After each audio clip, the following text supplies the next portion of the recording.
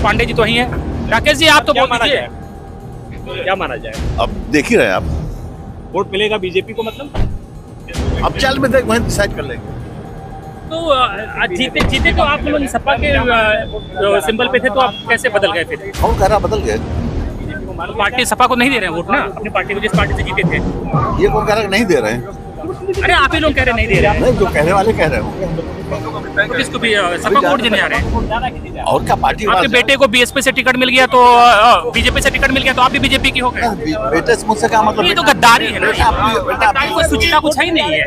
कि मुझे टिकट मिल जाए, कहीं से पद मिल जाए, पैसा मिल जाए तो तुरंत बदल जाते हैं आप लोग। जिनका वोट लिया उनका, और दलित पिछड़ों का जिनका वोट लिया था उसका क्या होगा? अरे अपने अपने विचार कैसे जीते, निर्दलीय लड़के जीत गए होते। आज हम बात करने वाले हैं समाजवादी पार्टी के विधायक राकेश पांडे की। क्या उन्हें 2027 में सपा से टिकट मिलेगा? आइए जानते हैं उनके पूरे सफर और मौजूदा हालात में।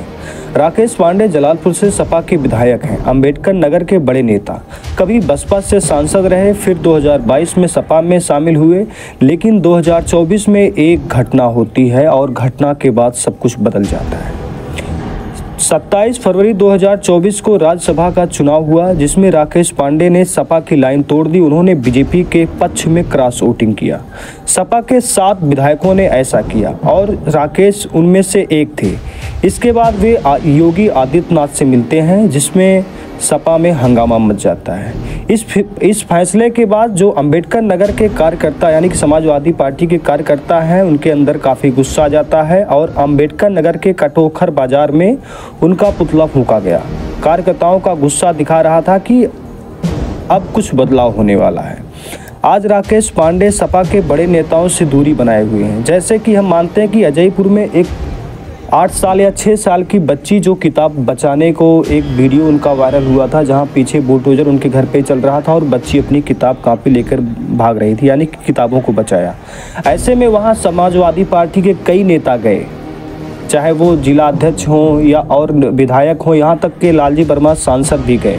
लेकिन आप इन तस्वीरों में देखिए कि जितने भी नेता वहाँ पर गए, उसमें जो जलालपुर के मौजूदा विधायक सपा के यानी कि जो विधायक है जलालपुर के, वो नहीं पहुंचते हैं। उनके साथ पूरा मतलब समाजवादी पार्टी, कांग्रेस पार्टी और सारे कई पार्टी पहुंचते हैं। बीजेपी के ये रितेश पांडे भी गए थे, मगर जो विधायक हैं वो वहां पर नहीं पहुंचते हैं। तो इन तस्वीरों से और आजकल जो सोशल मीडिया पर देखा जाए, फेसबुक हो या फिर ट्विटर हो, इन तस्वीरों में दिखता नहीं कि समाजवादी पार्टी के किसी अन्य नेता के साथ या लालजी वर्मा जी के साथ या समाजवादी के साथ इनका कोई इस टाइम पर जुड़ाव दिख रहा है। विधायक तो वो सपा से हैं। ऐसे में सवाल ये बन जाता है कि क्या उन्हें 2027 में टिकट मिलेगा? उन्हें इस टाइम पर एक बगावत नेता के रूप में देखा जा रहा है, जो सपा के कार्यकर्ताओं के अंदर गुस्सा भरा हुआ है। अब सवाल ये है कि 2027 में समाजवादी पार्टी जलालपुर से विधायक इन्हीं को टिकट देगी या किसी और को? आप कमेंट में अपना जवाब दे सकते हैं। ये राकेश पांडे विधायक के तौर पर क्या इन्हें टिकट मिलना चाहिए या फिर इन्हें समाजवादी पार्टी टिकट दे सकती है? धन्यवाद, नमस्कार।